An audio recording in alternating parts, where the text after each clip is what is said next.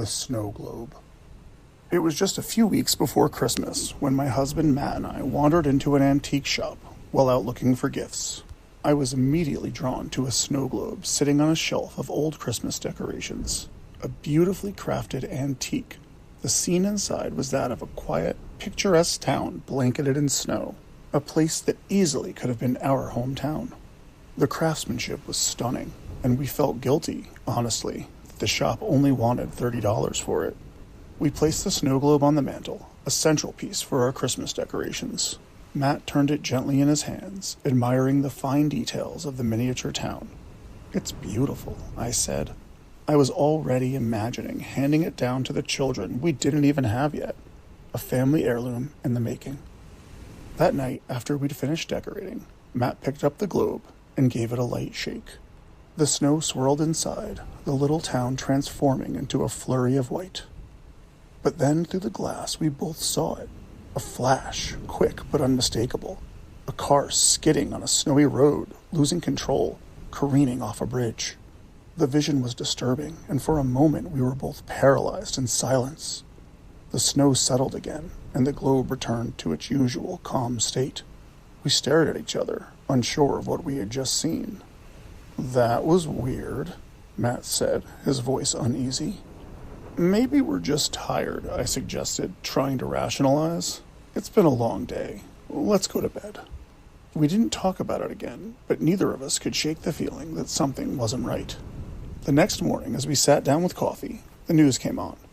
A fatal car accident on the outskirts of town. A vehicle had slid off the bridge during the night and crashed. Our hearts sank. "Matt," I whispered, my voice trembling. "Do you think it's—" "I don't know," he replied.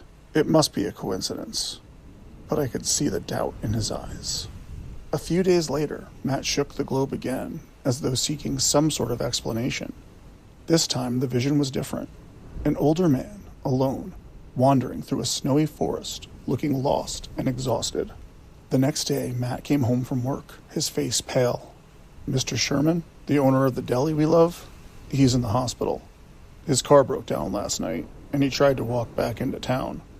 The snowstorm got him all turned around, and he ended up lost in the woods." "Is he okay?" I asked, anxiety bubbling in my chest. "Not really," Matt said grimly. "He's in critical condition. Frostbite is bad. He might lose a few toes, maybe even his entire foot." We stared at each other. It was the same vision, the older man in the forest. After that, we moved the snow globe to a less conspicuous spot on a bookshelf. We silently agreed, no more shaking. We couldn't explain it, but we didn't want to find out what else it could show us. Time passed, and a few days before Christmas, my sister dropped off her 6-year-old twins for a day with their aunt and uncle so that she could wrap presents at home. They were excited, bouncing around with energy as we watched Christmas movies and made a snowman in the yard. I was in the kitchen stirring mac and cheese when Matt ran upstairs for a work call. My niece Sarah was helping me in the kitchen while my nephew Sean was in the living room watching a Charlie Brown Christmas. Suddenly, I heard Matt shout, "Sean, no!" I rushed into the living room to see Sean standing next to the bookshelf, the snow globe in his tiny hands. Before I could reach him, he gave it a shake. This time, the vision was far more intense. It was like we were inside it. We were in a large room, packed with people, too many to count. There was chaos, screams, shouts, the crackle of flames. I could feel the heat, hear the panic. People were shoving, pushing, desperate to escape. The world seemed to be on fire. Then, just as quickly as it had begun, the vision stopped. We were back in the living room. The kids were crying. The terror in their eyes mirrored what we had just witnessed. Matt and I tried to calm them down, but they were shaken, barely able to explain what they'd seen. When my sister picked them up later, they were still upset. Neither of us spoke about it. For the next few days we waited, expected to hear about some tragedy, some fire. But there was nothing. No reports, no news. It was as though the vision had been a false alarm. We began to relax. On Christmas Eve, a friend invited us to midnight mass, but we declined. We'd be spending Christmas Day at my parents' with my sister and the kids, and then heading to Matt's brother's house in the evening. So we wanted a quiet and relaxing Christmas Eve at home. But around midnight, we heard sirens in the distance. Lots of them. I tensed. "What do you think this is about?" I asked. "I don't know," Matt said. "Maybe a car accident?" But of course, it wasn't a car accident. The community church had caught fire during the Christmas Eve service. People had panicked and rushed for the exits, pushing and even trampling one another. The blaze consumed the building quickly. While most of the parishioners escaped, 7 people died, including Father Henry, the priest. It was the worst tragedy our town had ever seen. Matt and I sat in silence, our thoughts swirling. The snow globe. Had it predicted this, or had we somehow caused it by shaking it? We packed it away with the other Christmas decorations. For some reason, we couldn't bring ourselves to throw it out, but we both knew it wasn't just a decoration anymore. And next Christmas, when it found its way back into our house, we'd have to decide whether to look into it again. But for now, it sits in the attic, waiting. The Wraith. The decorations in my apartment were minimal. Just a small tree in the corner, some fairy lights strung along the windows. But it didn't matter. This wasn't the Christmas I had envisioned. I had imagined spending it with Angelique, my now ex-girlfriend, and my parents. But now here I was, isolated and alone. We'd been together for years, talking about marriage, about our future. I thought I knew her, but I was wrong. Everyone loved Angelique. She was sweet, kind, the perfect girl next door. She was the daughter of my parents' best friends, and they'd been planning our wedding since the 3rd grade. But behind closed doors, things were different, darker. She was possessive and manipulative. While we had once bonded over our shared love for spooky things, her interest in the occult over the years had devolved into an unhealthy obsession. In the end, I had to break it off, despite the mess it caused. She got to everyone first with her own twisted version of the breakup. My parents, our friends, everyone sided with her. I was the villain in the story, so I decided to spend Christmas alone in my 1-bedroom apartment, not sure I'd have even been welcomed home at my parents' house. I picked up some extra shifts, volunteered to work Christmas Day, and just tried to get through it. A week before Christmas, I received an unexpected gift. It arrived without warning. No name, no return address. Just a box. Inside, wrapped in a dark velvet cloth, was a small wooden figure.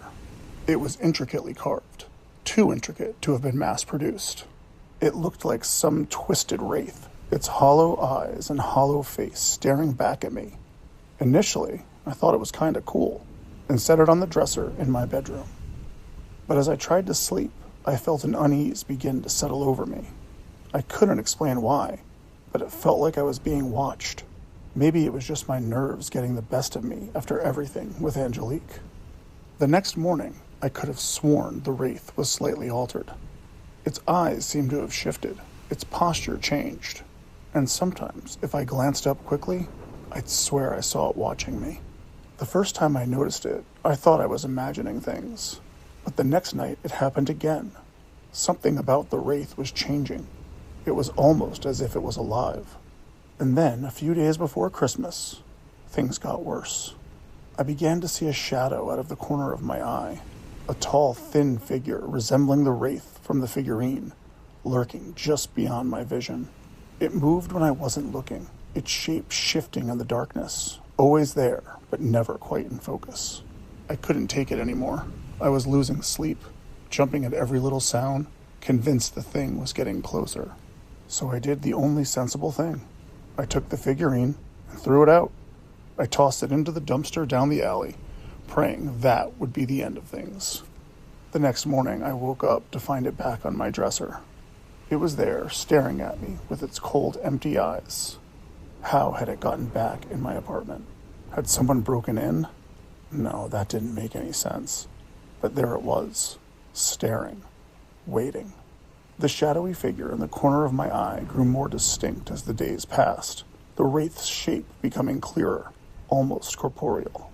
On Christmas Eve, I sat in my living room, unable to shake the feeling that something was very wrong. The lights flickered and dimmed. The air felt colder than usual. My breath misted in front of me, and I felt the temperature drop by at least 50 degrees. I looked up and saw it standing in the doorway. The Wraith, no longer just a shadow. It was there, its skeletal face looming. My heart raced. "What do you want?" I gasped. "I want what's been promised," it wheezed. The word sent a chill down my spine, and the room seemed to grow colder still. The Wraith glided toward me. I froze in place, my heart racing.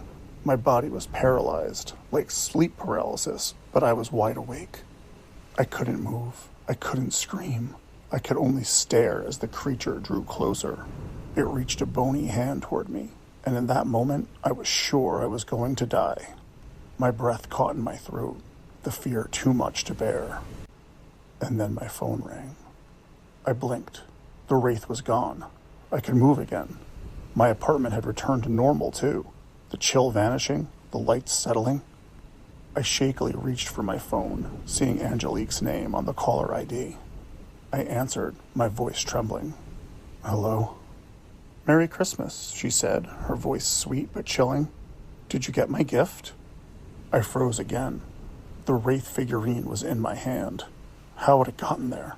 I didn't remember picking it up, but here it was, solid in my palm. "Your gift?" I gasped. "This was you? Why did you send this to me? What do you want?" She laughed, that same sweet, mocking laugh. "Silly boy," she said. "I want what's been promised." Before I could say anything more, she hung up. I sat there trembling, still clutching the figurine, unsure of what to think. But one thing was clear. If I didn't give her what she wanted, the Wraith would return. It was a classic decision. Do I choose the devil I know, or the devil I don't? The music box. The package arrived just a few days before Christmas. It was an odd surprise, especially because we hadn't heard from Aunt Eleanor in years. In fact, we hadn't invited her to our wedding earlier that year. To be honest, we hadn't given it much thought at the time, but afterward we heard through the grapevine that she'd been upset about it. Still, nothing could have prepared me for what came next. Inside the package was a music box. Gorgeous, hand-carved, and antique. A note in Aunt Eleanor's scribbled writing read, "This is a family heirloom. May it fill your home and marriage with beautiful music for years to come." It certainly seemed like the kind of thing that had been passed down through generations. The soft glow of the wood and the delicate inlays mesmerized me as I carefully lifted the lid. It played Silent Night, a beautiful, haunting melody that seemed to fill the room with a quiet warmth. At first, my husband and I both loved it. We wound it up, listened to the soft chime, and smiled at how well it fit in with the holiday decorations. It became a centerpiece on the coffee table, and we played it several times that first day. But that night, something changed. I couldn't quite explain it, but as I lay in bed, I felt off, like something was watching me. I heard whispers, soft, indistinct voices. I shook it off, thinking it was just the house settling or the wind outside. My husband seemed restless too, but he didn't say anything. We tried to ignore it, dismissing it as the strange atmosphere of Christmas. The next evening, a few friends came over for dinner, and we showed them the music box. We played it for them, and everyone admired how beautiful it was. But that night, things felt different again. I couldn't explain it, but the whispers were louder. It was almost like they were right next to me, too quiet to make out, but unmistakable. The shadows in the dark corners of the room seemed to stretch and writhe, and I could have sworn I saw one dart across the hallway. I went to check, but when I opened the door, there was nothing there. The apartment was still, too still. My husband, pale-faced and uneasy, came to stand beside me, but neither of us said a word. We both felt it. Something was wrong. By now, I couldn't shake the feeling that the music box was somehow connected. It seemed impossible, but it was the only thing we could think of that had changed in our home. So I made the decision to stop playing it. That night, we settled down to watch It's a Wonderful Life, trying to forget everything. But as we laughed at George Bailey's antics, The soft tinkling of silent night filled the room. I froze. The music box, sitting untouched on the coffee table, was playing by itself. The moment the music stopped, the whispers started. The shadows came again, no longer just dark shapes, but figures. People. Their hands reached out toward us, grasping, trying to pull us into the darkness. I wanted to scream, but no sound came. My heart hammered in my chest as I realized that they weren't just shadows. They were spirits, trapped or angry. I saw a face, clear as day. It was my grandfather. He died 12 years ago. The whispers became a chorus of voices, and in that moment I felt the weight of every regret, every unresolved sorrow. I dropped to my knees, trembling and crying. My husband, equally horrified, reached for me, but the figures moved closer. His face twisted in fear, and I saw him flinch as if struck. "Lori," he whispered, voice shaking. "I hear Brian." His brother. His dead brother. Then everything settled. We sat there, gasping. A moment later, my husband grabbed the music box and stormed out of our apartment. I followed, numb and terrified. He hurled it onto the cold concrete of the parking lot. In a burst of fury, he climbed into his car and backed over it. I stood there, watching in horror as the fragments scattered across the asphalt. The apartment seemed to hold its breath. We walked back inside, hands shaking, breath quick and shallow. The door clicked behind us and we froze. There on the coffee table sat the music box, perfectly intact. The lid was open. The melody started to play again.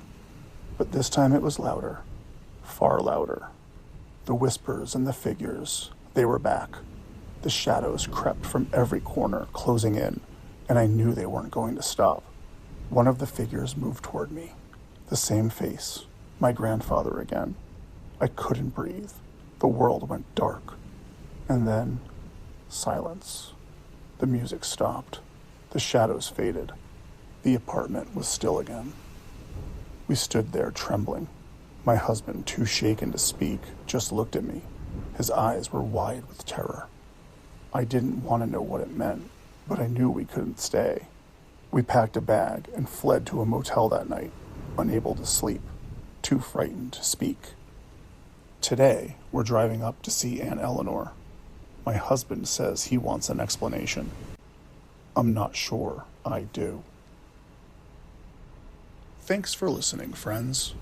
If you want to avoid any haunted Christmas gifts under your tree this year, then please like the video and subscribe to the channel. We'll see you next time with more whispers from the pines.